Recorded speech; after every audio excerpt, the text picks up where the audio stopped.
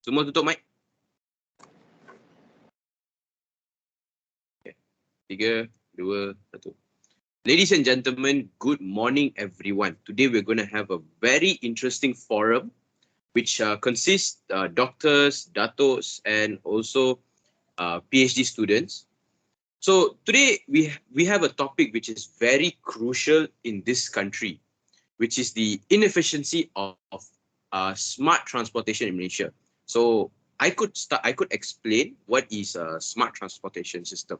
Smart transportation system is basically how we go on our daily lives, like how a country can make a transportation that is smooth and also efficient enough for people to go and come out of the city for their everyday lives for work. So this is the brief explanation. So now this title of the forum is Malaysia's public transportation system ineffective? Basically, as we all know, at the recent times where the LRT has shut down during the Kelana Jaya line for a few days because it had technical issues. So this disappoints many citizens in that area, especially in the Klang Valley area, because they could not go back and forth to their workplace. And this caused traffic jams, congestion, and many more. So now, what we're going to start for today is that we have 4 panelists, which is Dato Muhammad Nabil, Professor Dr. Hannah, Mr. Hishamuddin, and also Professor Muhammad Hazeem. So these 4 panelists for today are going to go for 2 rounds of questions. Basically, the first round is about inefficiency of public transportation system. Basically, they go through on how can it cause, the negative impacts, ways to overcome, and the advantages of a smart public transportation system. And the second round would be the main question of the forum, which is Malaysia's public transportation system ineffective? So, ladies and gentlemen, I would like to start with the first panelist, which is Dr. Muhammad Nabil Imran bin Zulkarnain, with the first question of the topic. What are the issues that can cause a nation to have an inefficient public transportation system? Doctor, how are you, doctor? I'm good, moderator. So, doctor, I would like to ask you this question. What are the issues that can cause a nation to have an inefficient public transportation system, doctor? Thank you, moderator Surya. First of all, I would like to introduce myself. My name is Muhammad Nabil Imran bin Zulkarnain Ghafur, holding the post of Dato, and I am a transportation system analyst. So, as what you said, moderator, what are the issues that cause a nation to have an inefficient public transport system? And I would like to give 3 points with some examples so that people who are watching this forum would understand better about the points. My first point would be our transportation system is not punctual at first. In Malaysia, however, our feeder bus systems have gained almost a notoriety for being unreliable. The commuters especially expects the feeder bus to be punctual so they can actually make it for the train. What are the examples that I would give? As one of the commuters have stated it in their social media, that he quoted this: "I am a regular mass rapid transit. If in simple words, it would be MRT and feeder bus user. When the MRT Kuasa Damansara and Sungai Buloh routes were suspended for the migration to MRT Phase 2 late last year, he or she could understand how disappointed were other commuters as they had to wait for about 30 minutes just for the feeder bus to come so that they could travel to the station. Another example I would give is the feeder bus that were intended to help commuters get from the suburbs to the train stations are known to be notoriously unreliable. They come and go infrequently at unpredictable times and do not stick to scheduled times. So if you open the app, they'll be showing that the bus would be reaching at a certain time, but the bus would be reaching at after around 20 to 30 minutes, and it's just making the commuters harder their life, because they want to get to one place in a fixed time, so they could probably work or studies, like how students sometimes use MRT, go for college and all. The second point would be our public transport system has a poor accessibility. The government and private agencies often encourage us to use the public transportation, but the placement of the train and railway systems are nothing of awkward. They can just put anywhere. They put anywhere, like you. It's not logical the place where they put. A lot of times these hubs are located way too far from individual homes for people to easily get to the station by walking, so that they can continue their journey. So it's either far or the place is not strategic. It's not the strategic place. Why I see this is because people have to walk for a long distance to reach to their destination, and it's also sad to see that in certain areas pedestrian and walk zones were built on the main road. So the users have to walk through the main road. Sometimes it's beside an highway, so it's not safe for the commuters, and it's not reliable also lah. Okay. And the next example I would be, instead of building train stations in an undeveloped areas, developers and urban planners should consider emulating Singapore's walkability model, and that integrates pedestrian walkways with the public transport stations.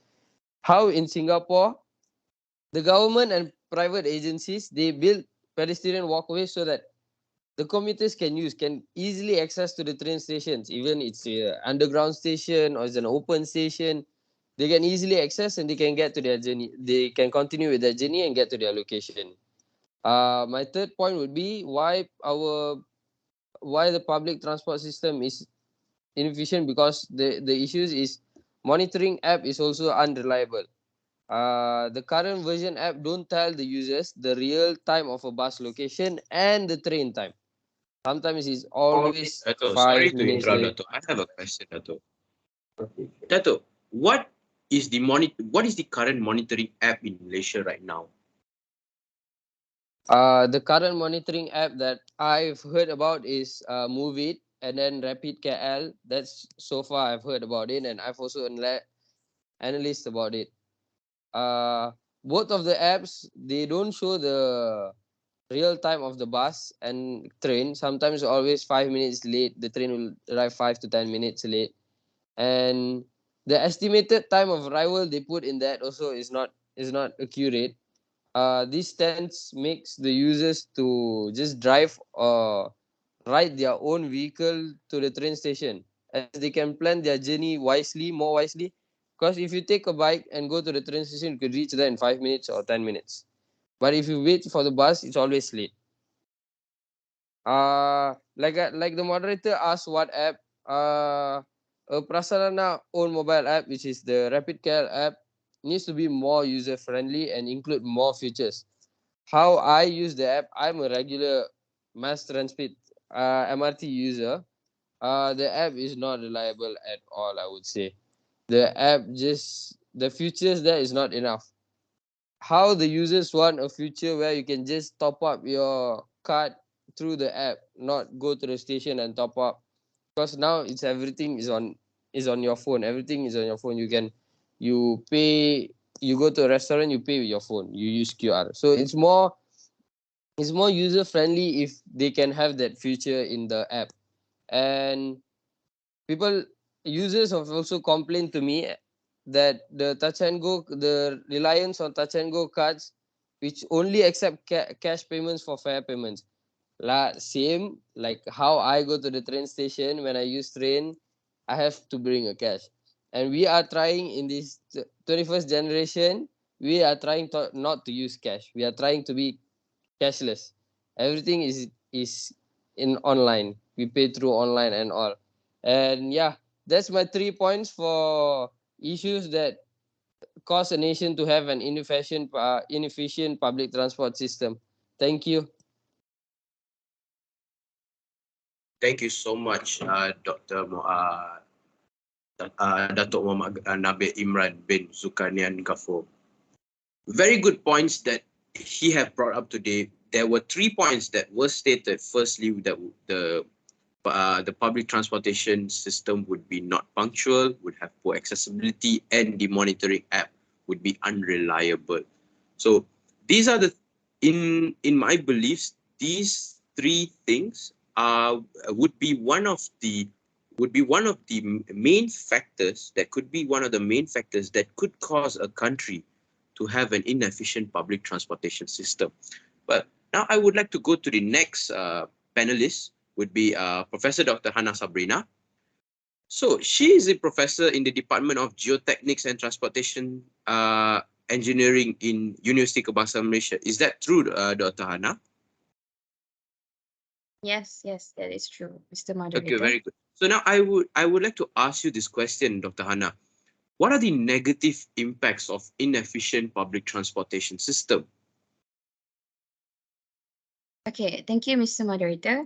And good evening to all the panelists and the audience. First of all, I am beyond grateful to be invited together with the other panelists to this discussion today and share interesting knowledge regarding one of the major issues that is faced by us nations, that is the ineffectiveness of our public transportation system. So the question is, how inefficient public transport affects us people, or more specifically, the commuters? I believe that the negative impacts caused by the inefficient public transport system should be brought upfront so that the developers and urban planners are aware and able to take immediate action in order to come up with a solution to amend this issue. So in my point of view, first of all, I believe that the most detrimental effect of ineffective public transportation system in Malaysia is traffic congestion. Why? Because people are burdened by the frequent shutdown of public transportation, such as the LRT Kelana Jaya line. As a person who commutes daily via public transport, I frequently observe that most of the passengers work in the city center of Kuala Lumpur. As we all know, it is the busiest place in Malaysia. So consequently, they end up relying on their personal vehicles to get to work instead of using the public transport. So as a result, higher number of vehicles on the road means higher risk of pollution, right?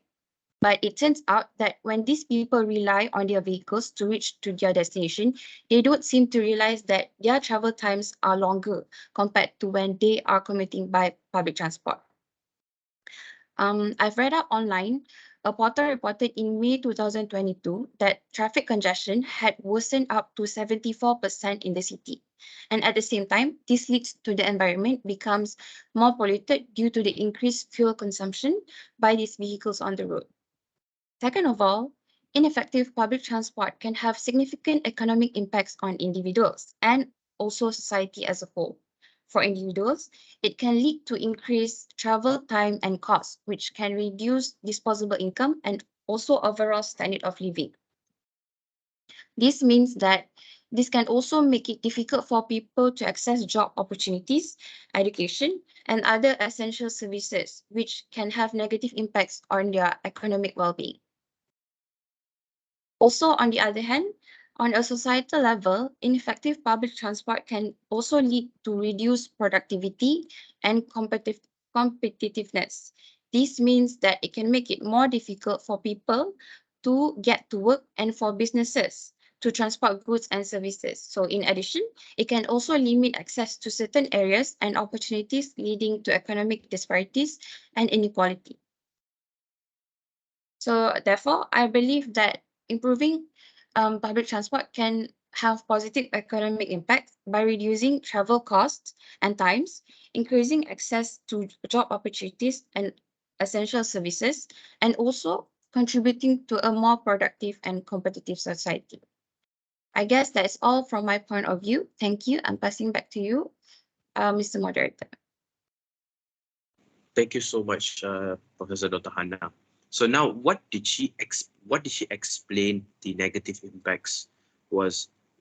There were five that what I've heard from her. First would be the increased traffic congestion. Second would be pollution, social isolation, economic impact, and the reduced quality of life. So, as you can see, these five impacts would be what would happen if a country would would when if a country has inefficient public transportation system. This could affect many aspects of lives as we go on daily. Next, I would like to go with the third panelist, which would be Mr. Hishamuddin bin Herman. Mr. Hishamuddin here is a PhD student in urban and regional planning in the University Kebangsaan Malaysia, National University of Malaysia. So, Mr. Hishamuddin, how are you? I'm good. How are you? I'm fine. Okay, so right now we have the third question for you, Mr. Hishamuddin. What are the ways to overcome inefficient public transportation system? Okay, thank you for the question. Assalamualaikum and good morning to all of you. In order to answer our moderator question, which is how to overcome inefficient public transport system in Malaysia, I got three opinions. First and foremost, we must give public transport road priority. One of the reasons why the public transport in Malaysia can't be punctual because of the high volume traffic. For example, in Japan, Japanese railways are among the most punctual in the world. The average delay on the Tokaido Shinkansen in fiscal 2012 was only 0.6 minutes. When trains are delayed for as little as 5 minutes, the conductor makes an announcement apologizing for the delay and the railway company may provide a delay certificate as no one will expect a train to be this late. The second one is we must improve accessibility of the public transportation. As we know, like Dr. Nabil said, a lot of bus hub was built far and private agency should relocate or build another hub near the neighborhood so that all of the people can access public transportation easily without need to walk for a long distance to the hub. Even worse, people will walk for a long distance to reach their destination. It's sad to see that in certain areas, pedestrians and walk zones were built on the main road. This can threaten their life by walking near the main road. My third point is we must enhancing app connectivity and convenience. Smart technology can allow customers to open gates with smartphone tickets, and this can reduce queue times even during rush hour. Smart technology also can give station managers insightful data that they can use to improve the function of the station and help to keep customers safe. We can take example from UK. In United Kingdom, there was an app called Trainline, a service that covers all of the trains in the UK. Passengers can search for and book trains and coaches. This app also features a live tracker that helps people stay in the know and information about this station. I think that's all from me. I give back to the moderator. Thank you. Thank you, Mr. Hishamuddin bin Herman. So, what did he explain to us is that to overcome inefficient public transportation, there were three ways that he had mentioned. The first point was to make sure all of the public transportation, such as trains and buses, to be punctual. Secondly, to improve accessibility of the public transportation. And the third is to enhance app connectivity and convenience. So, to make a country a bit more successful when it comes to public transportation system, these 3 points would be one of the most crucial ways to be a start for a better country.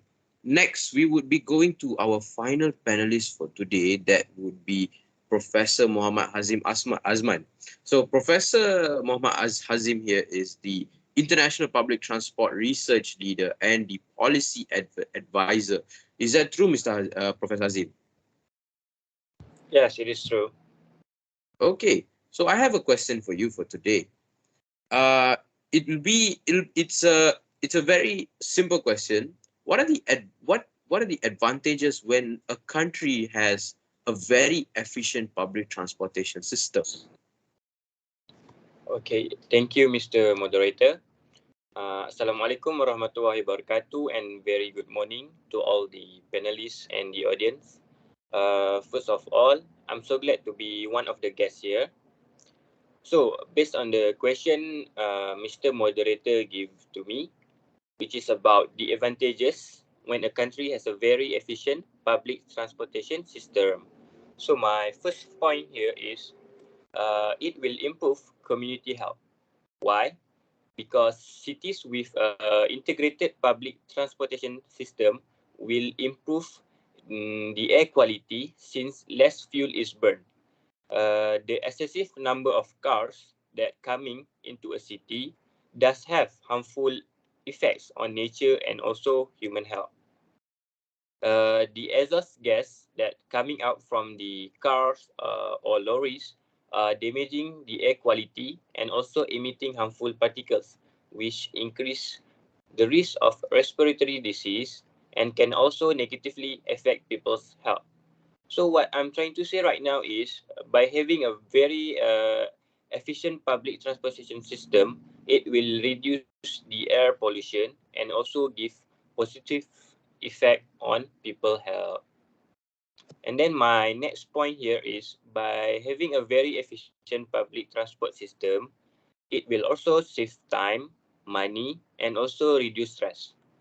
Due to vehicle congestion, many cities have dedicated train lanes. So, by using public transport within the city can be not only cheaper but also faster.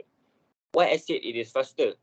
Because we don't have to stuck in the traffic or face the traffic congestion.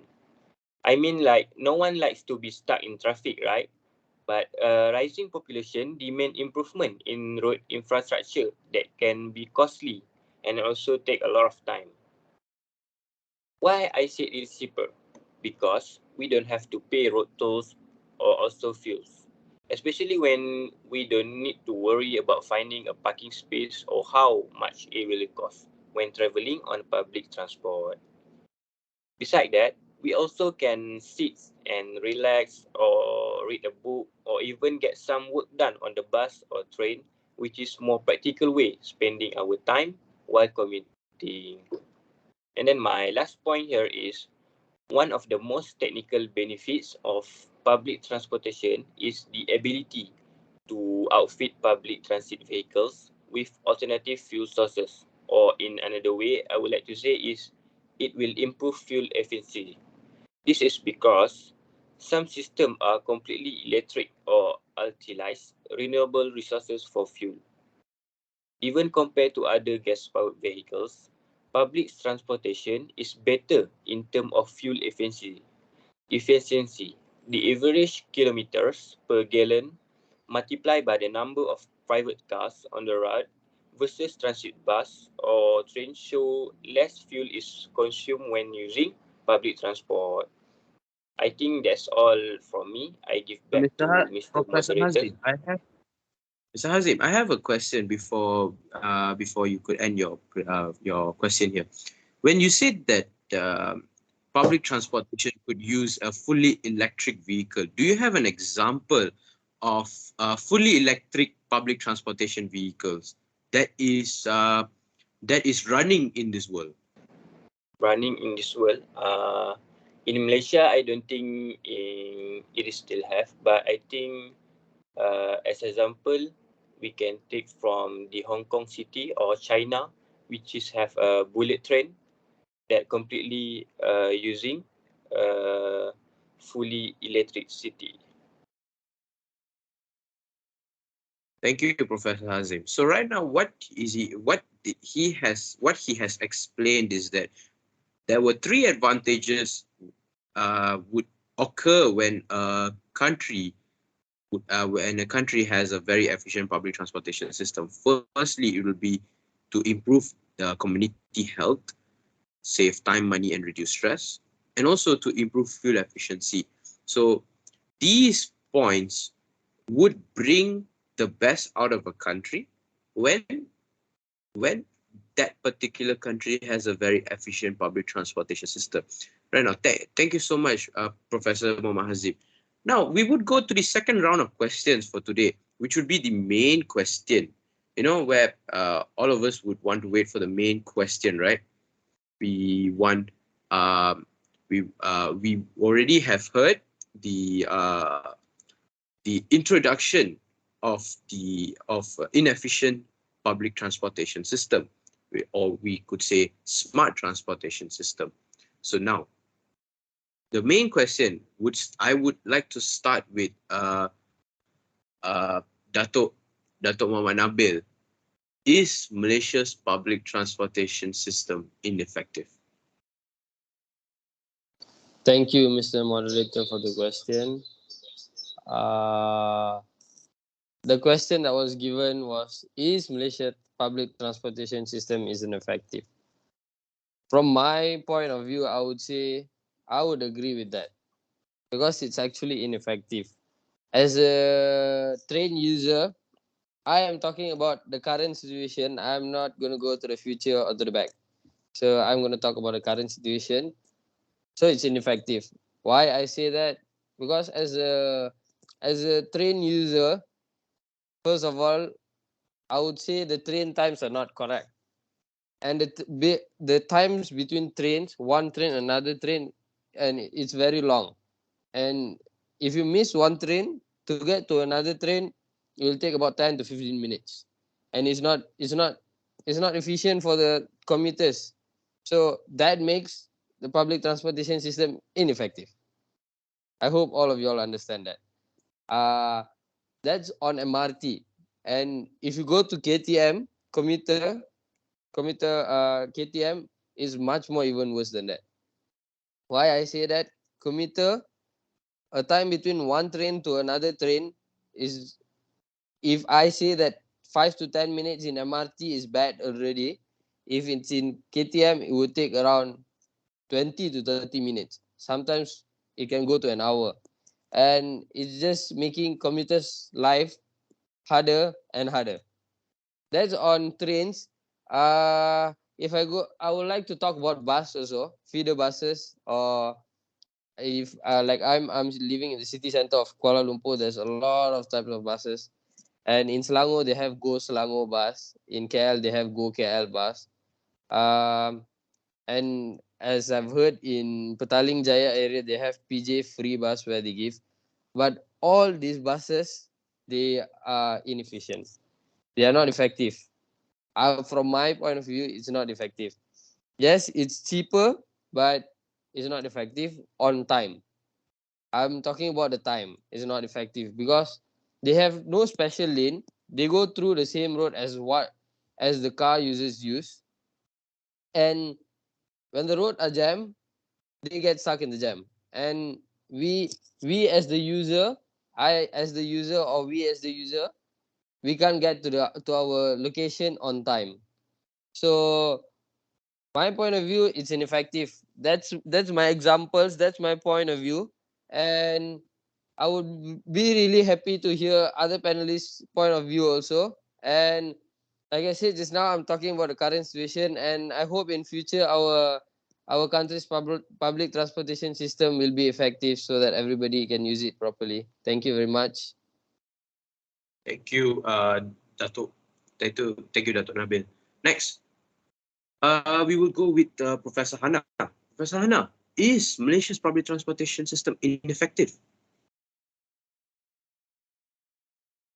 Yes, thank you, Mr. Moderator, for the question. So, in my opinion, I think that it is agreeable that our public transport system is rather ineffective because I find that our public transport system face serious punctuality issues, just what Dato Nabil mentioned earlier. Sometimes buses and trains take longer period of time to arrive to a destination. And Because of that, this causes dissatisfaction to the people who wait to get onto the bus or train because they have some place that they want to arrive on time. And I think this is the obvious reason why many people opt to use the private vehicle instead of utilize the public transport. And ask yourself how many times that you have to wait for these buses or trains at the station. For me, it is almost uncountable, and I bet this happens often to all people in Malaysia. And next, I also strongly agree that our public transportation system is ineffective and inconvenient because they have poor service frequency. What I mean by this is when I observe, especially during peak hours, let's say lunch hour, the buses are very limited, and this results in overcrowding the bus and therefore causes safety concern in people. Like, how many times do you get on a crowded bus and you witness that some passengers that are standing sometimes falls down and face some minor injuries? And some of the bus drivers also drive recklessly, and how many of us will still trust the safety of our public transport? Therefore, to conclude, I am 100% agree that our public transport system is rather inefficient. That is all from me. Thank you. Thank you, Professor Hannah. Next, I would like to go to Mr. Hishamuddin. The main question, Mr. Hishamuddin, is Malaysia's public transportation system ineffective? Okay, for me, I think public transportation in Malaysia is not effective because as we discussed just right now, we can know a lot of problems happen in public transportation in Malaysia. On November 9, service were disrupted at 16 stations along the Kelana Jaya LRT line. Prasarana Malaysia announced the line's closure for a whole week as the train's instability made it dangerous for public use. So, I think public transportation in Malaysia is not efficient. So, if we want to make it efficient, we must improve the public transportation. I think that's all. Thank you. Thank you, Mr. Nabil. Mr. Nabil, I have a question for you. Okay. So, sorry, Mr. Nabil, Mr. Hishamuddin. Mr. Hishamuddin, I have a question for you. When the LRT closure happens at the Kelana Jaya line, what were people's reaction back then? What did this country do to to neutralize the situation, to calm the situation down? What did the country do? Did they have done nothing, or did they did some sort of a minor solution that could basically put a bandage on? Please explain, Mr. Hishamuddin. The government just make a minor solution, which is just announce that the LRT cannot be used by the public. So a lot of public feel very disappointed because they use the public transportation daily to go to work or to somewhere else. That's all.